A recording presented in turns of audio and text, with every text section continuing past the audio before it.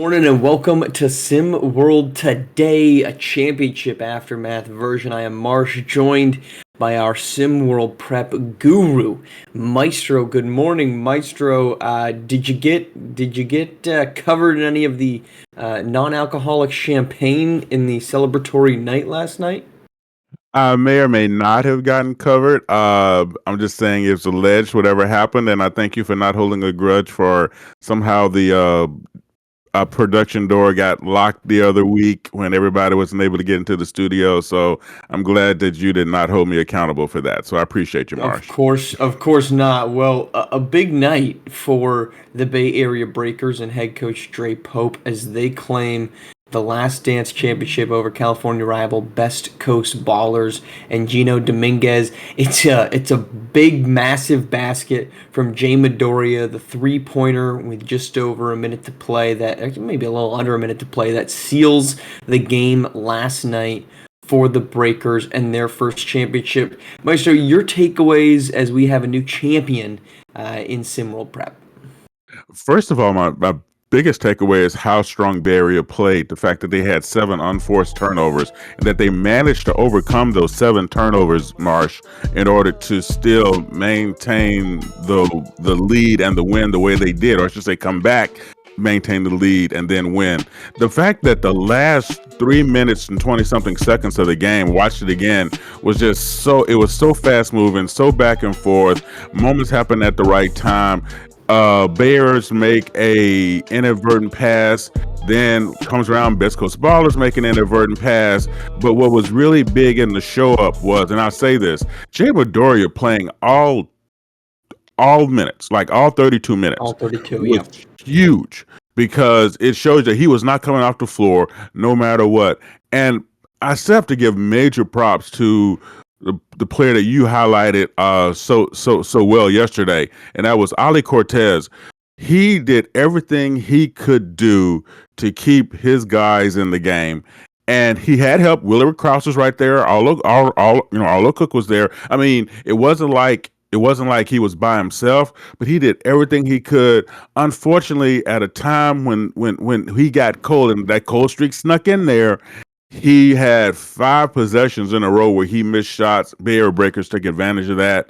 And of course, behind the apt work of Jick Lee, it was just one of those games. It was back and forth, close to the end. Love the commentary from the fans. Love the commentary from everybody talking about, witnessing what was happening.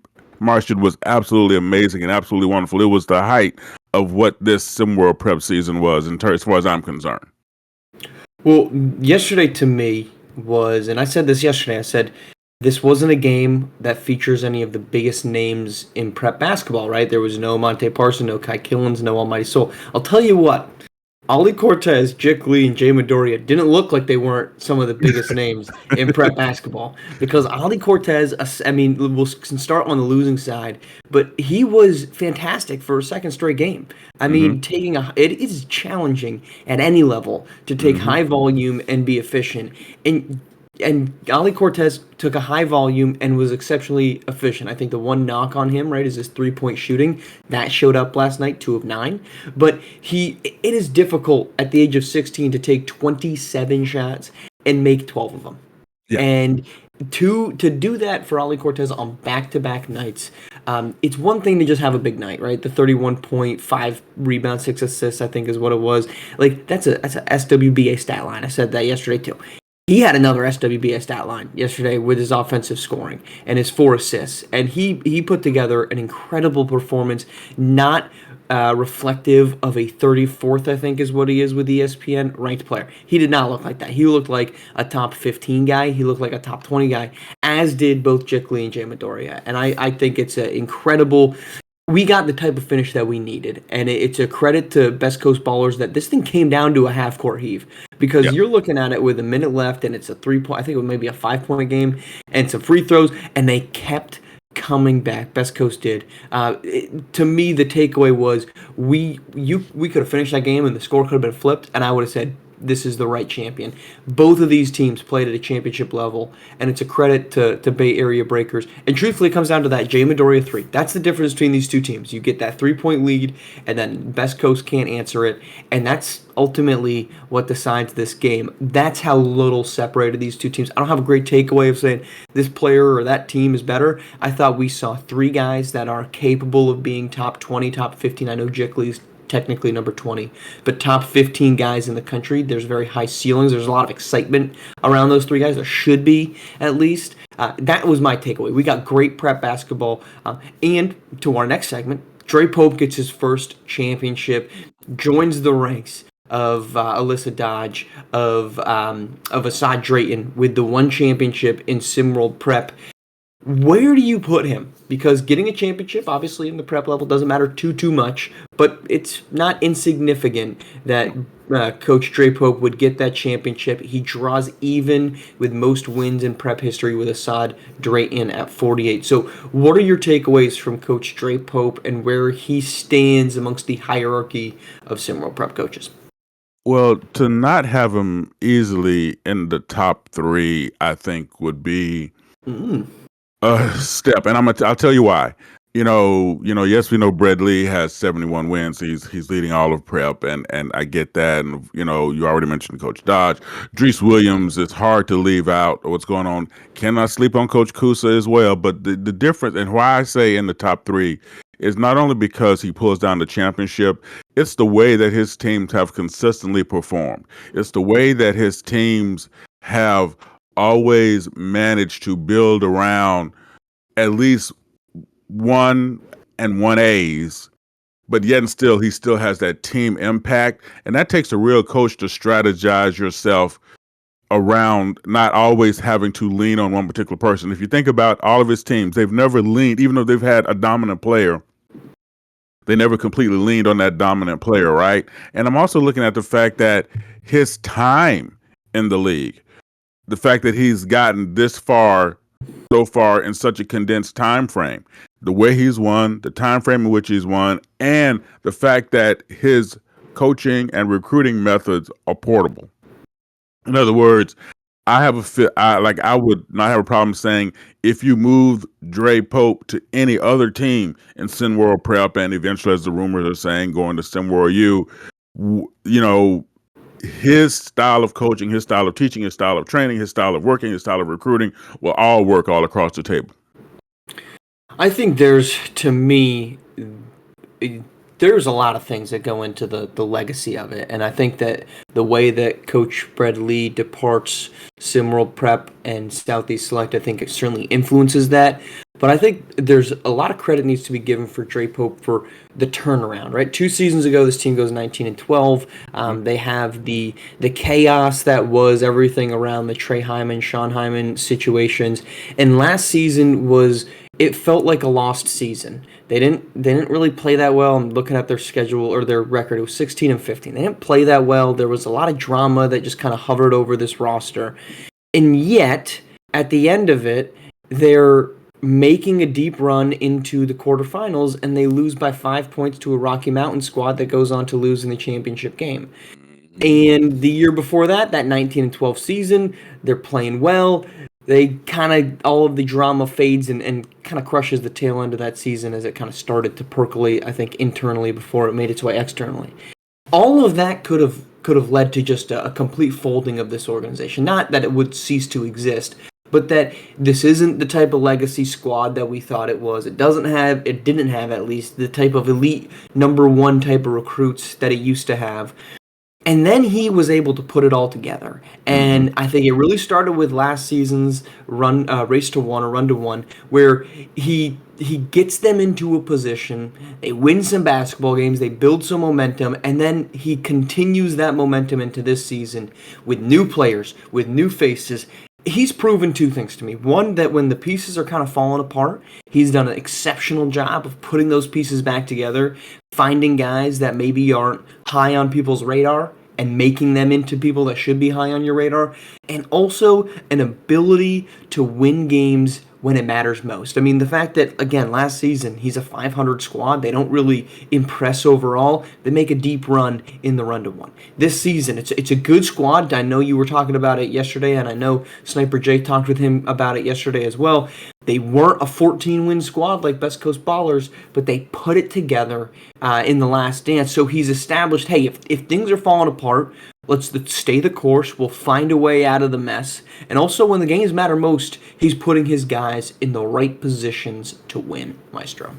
Absolutely, and that is completely the point of what you just brought up. The fact that he was able to build on with a mostly different team, he built upon that leading into this season.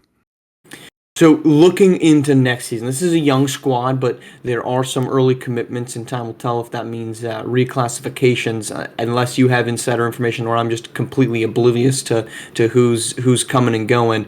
Can Bay Area repeat? We've never seen that happen, obviously. At SimWorld Prep, we did see Southeast Select make it to back-to-back championship games. Do you think Bay Area can repeat, or if not Bradley, he's already long gone. If Dre Pope departs, and some of these young stars that have committed reclassify, do you think it's a rebuilding year or it's a retooling year for Bay Area, or do you think they got a shot at repeating? I think it's a retooling year. Do they have a shot? Whenever you have players that are growing as fast as the way they're growing, players like Jickley and if Midoriya stays, if that maintains the way it is, yes, I think it's mostly a retooling from leadership. It's hard to imagine a coach walking in that situation, right, and saying, okay, I know you guys won doing this last year. This year we're going to do the box and one and the amoeba zone offense run from the 4 o'clock range. Well, I just can't imagine that happening. I'm not understanding. When happened, I just can't imagine happening. Why? If it ain't broke, don't fix it, right? But the reality of it is, there are some other teams, Marsh, that I just really see making a difference next year. And of course, let's start with this. Can't count out Coach Drees Williams. Like, the fact that he's always managed to be there, 2 controversial calls, 2 years in a row, blah, blah, blah, yada, yada, yada. Let's not forget, he was a 3-tourney champion this year, and his teams are always strong in the Philadelphia Elite. And, oh, by the way, they came into their own this year the way we've been wanting them to do now for a while. And his coaching style, also his principles, they stick. But the Bay Area of this year, for me, is Heartland Zombie Stars. Much like Bay Area, as you so aptly pointed out last year, and the race to one started coming on during the tournament time. Heartland Zombie Stars did that for me this year with Brian Lovelace, and I really see that organization becoming next year's Bay Area Breakers. And lastly but not least, I will say this: Coach CC Lytle going from the Arch to the Stripes.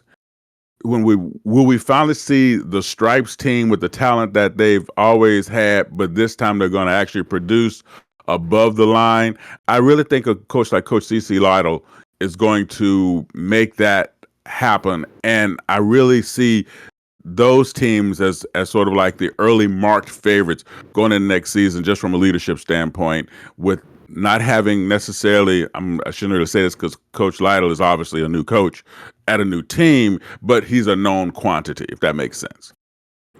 Yeah, I mean, I think as it relates specifically to Bay Area, I think a lot of that's going to hinge on, does Dre Pope stick around, right? If Dre Pope sticks around, which I would be surprised by, I think they've got a shot at it. But this is a roster that has all but 3 of their guys being 17 years old.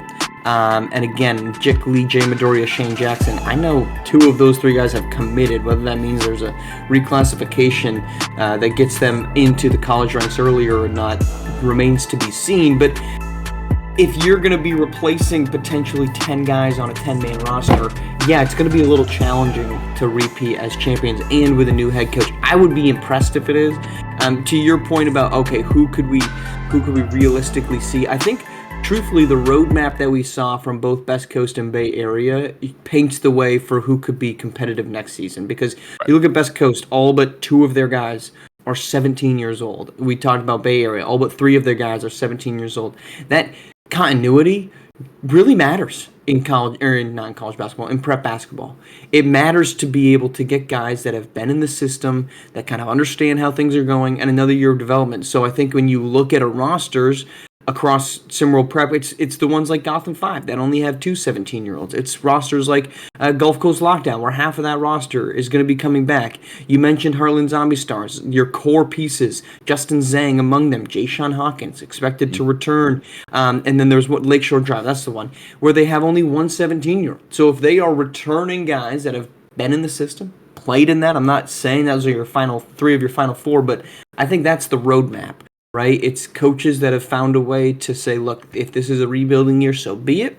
We're going to find good pieces among this. We're going to move on with it, and we're going to find guys that can contribute and get minutes, because really that's what happened. Last season, Best Coast Ballers, tough year, but all of those guys, you can tell, paid off with having that experience and a chance to get minutes, to learn, to grow. And in these small 2-year windows in SimWorld Prep, I think that's what you see a lot of is it's build, compete. Build, compete. There's some coaches that have been able to do both of those things at the same time. Trace Williams, Asad Trayton, Brad Lee have managed to do that. But I think if we're looking for a champion next year, it's going to be under that kind of build and contend type of format. So those teams that might be bringing back a large swath of their roster, I think, are probably the best positioned to be a potential champion next season. All right, that is our show. We're going to keep plenty of Maestro going, though, because this has been a true pleasure. We're into the prep off season. Does not mean that prep does not continue to be on our minds, Maestro. What, real quick, anything that we should be looking for this offseason? Any names that we should be paying attention to from a reclassification, or any guys that you're looking forward to seeing return to prep and grow on their game from this season? I'm going to take you another direction, and not really totally another direction, but I'm really curious what's going to happen with the roster of the Rocky Mountain Monstars. I know I said Monstars. I know. Because what went under the radar this year with their performance is they had 10 separate players pull off triple doubles. And every single one of their games, someone else took the lead. And even though they don't have a highly ranked player and stuff like that, that roster intrigues me because each one of those players at one point or another, multiple points, I should say, but particularly one specific point, showed that they have the game for the next level. And they were not sleek me triple doubles either, Marsh. They were like solid, in the weed, double digits, across the table, strong ball. And I'm really curious to see what that roster is going to do. Everybody else, they're going to do what they're going to do. It's going to be fun to watch. But that's one roster, to me, that has stayed under the radar. And I'm really curious to see what Coach Casey Michael is going to do with that team, with what's left. All right. We'll keep an eye on them and plenty of other pieces throughout SimWorld Prep and all the names that might be reclassifying potentially up to SimWorld U. All right, Maestro, been a pleasure. We're going to keep coming on at least once a week to chat prep and keep them in the loop and keep my ignorant tail in the loop as well. Appreciate you joining us these last 2 days today and last week, I should say, to preview and recap all SimWorld Prep. Been a real pleasure. That's our show. Reminder, we got more college hoops on the horizon, big games, triple header, right? We got a 1 p.m. tip with some ACC till we got a massive Mountain West game later tonight between New Mexico and San Diego State. And of course, our game of the week comes up tomorrow night with a big matchup in the ACC, Virginia Tech and Louisville, a chance to reign supreme or at least get closer to that in the ACC. And oh, by the way, Jimmy Butler return game in the association. There's one individual on this show that will be there in the flesh to drive and see what that looks like. So we are excited about that here locally. All right. I've been Marsh. That's been Maestro. We appreciate you tuning in here to SimWorld today on SimWorld TV, the only place you can see the game, be the game.